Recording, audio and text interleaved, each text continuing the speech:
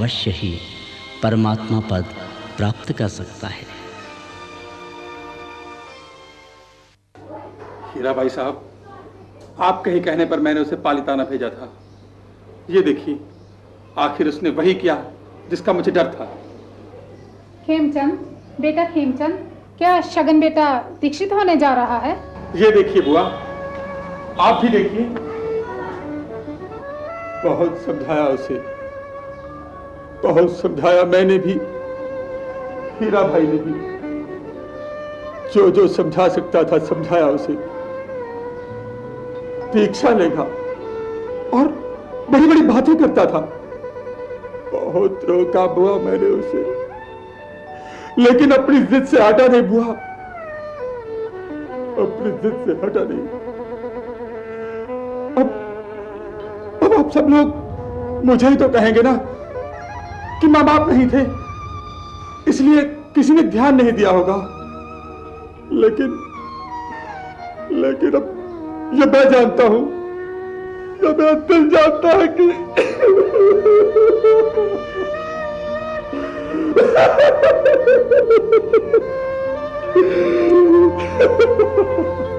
बेटा, छगनलाल साधु ही तो बनने जा रहा है। श्री माली परिवार के लिए ये तो गर्व की बात है। हाँ खेमचंद, गुरुदेव अपने संघ के साथ राखनपुर में विराजे हुए, वहीं पर चलते हैं। छगनलाल को भली भांति समझाएंगे। अगर वह फिर भी नहीं माना तो उसे खुशी खुशी दीक्षा की अनुमति दे देना मेरे भाई। वैसे उसका मन संसार से विरक्त हो चुका है। तुम उसे सांसारिक बंधनों में डालना चाहते हो और वह मुक्त होना चाहता है। तुम्हारे और उसके विचार कैसे मेल खा सकते हैं? फिर भी मेरे भाई, एक बार कोशिश करके देख लेते हैं। चलो।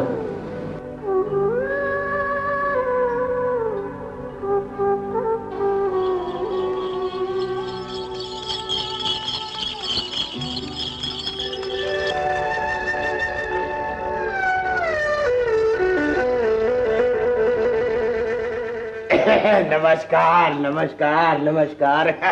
आओ भाग्य हमारे जो आप हमारे घर पधारे। और सुनाइए मोहनलाल जी, कारोबार कैसा चल रहा है? सब गुरु महाराज की कृपा है।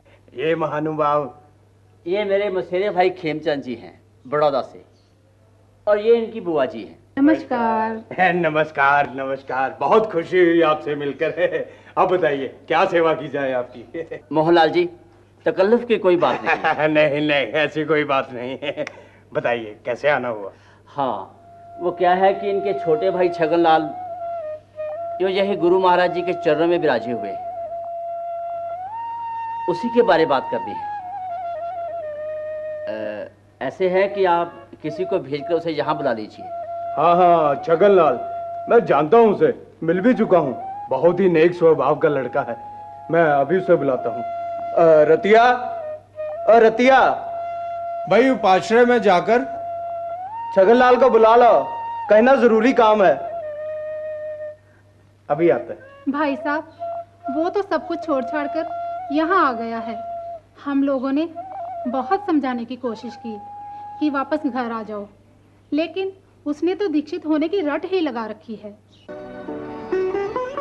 भाई साहब, धर्म का निर्वाह करने के लिए हम भी पीछे नहीं हैं। घर गृहस्थी में रहकर भी हम श्रावक प्रभु वीर के बताए सत्य मार्ग पर चलते हुए अपने धर्म का निर्वाह ही तो कर रहे हैं। लेकिन कौन समझाए इसे, दीवानों जैसी बातें करता है। ये तो छगन के सत्कर्मों का ही फल है, जो प्रभु ने उसके दिल में अपने चरणों की दीवानगी भर दी है। अरिहंत प्रभु की लीला भी अपरंपार है। हाँ जी। सत्य है मोहनलाल जी, संसारिक मोह में फंसे हुए हम लोग उस प्रभु का पार नहीं पा सकते। वो तो सब ठीक है भाई साहब, लेकिन शगन अभी बच्चा है। साधु धर्म में कितने कष्ट सहने पड़ते हैं, इन सब बातों से अनजान है। वो सिर्फ एक बार कोशिश करके समझाना चाहते हैं, नहीं तो जैसे उसकी मर्जी। मैं आप लोगों की बात से सहमत हूँ बहन जी, बिल्कुल सहमत हूँ। और उसे आपकी इजाजत भी तो चाहिए। जब तक आप लोग नहीं जाएंगे गुरु महाराज भी उसे दीक्षित नहीं करेंगे। जब तक छगन आता है आप लोग मेरे साथ बैठिए, मैं आपके खाने पीने का इंतजाम करता हूँ।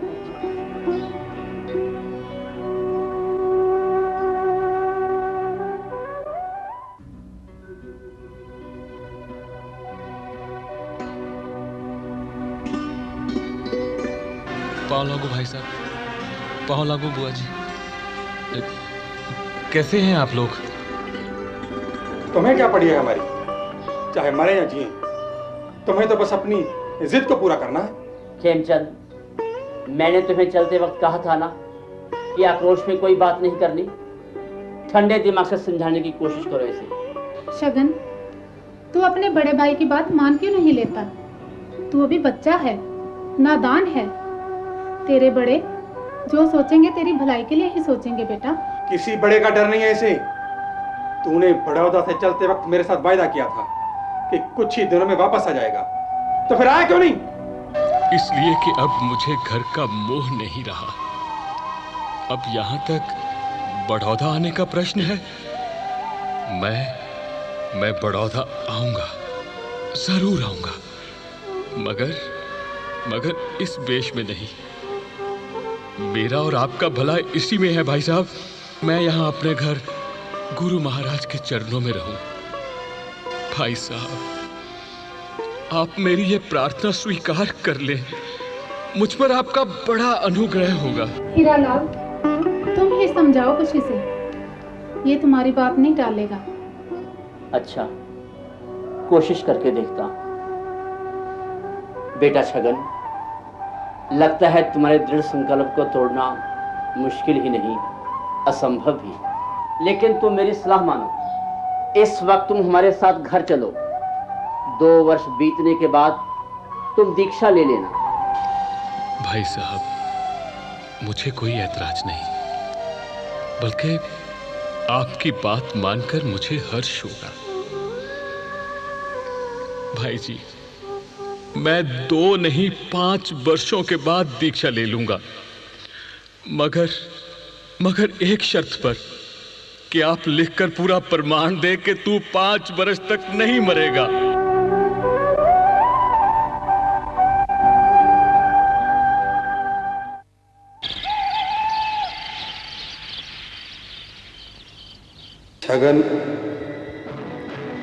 छगन अब अपनी जिद से पीछे हटने वाला नहीं है। उसे भी अपनी जिंदगी अपने तरीके से जीने का अधिकार है। शायद यही प्रभु की मर्जी है और इसी में सबका भला है। धर्म लाभ। महाराज, आज्ञा कीजिए। आओ छगन, मुझे मालूम हुआ है परसों एकम को तुम दीक्षित होने जा रहे हो। मैं दीक्षित होने जा रहा हूं? यह किसने कहा आपसे गुरुदेव? भाई, तभी तो तुमने अपने घर वालों को पत्र लिखकर बुला भेजा है। देखो, यही पत्र है ना? तुमने लिखा है ना इसे? जी हाँ गुरुदेव, इसे मैंने ही लिखा था। छगन, एक बात बताओ, तुमने झूठ मूठ लिखकर इनको इतनी दूर आने की तकलीफ क्यों दी? बोलो। गुरुदेव, मेरा अपराध क्षमा कीजिए, लेकिन मैंने ये सब कुछ अपनी स्वार्थ सिद्धि के लिए ही किया है।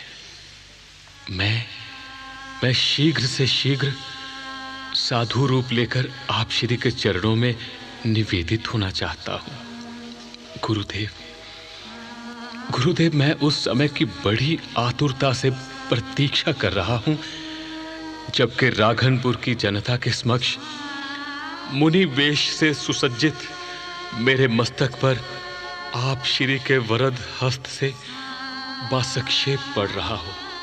लेकिन इसके लिए जब आप श्री से प्रार्थना की जाती है तो आप भाई की आज्ञा का प्रतिबंध लगा देते हो, और भाई चाहते नहीं कि मैं संसार का त्याग करके साधु धर्म को अपनाऊं।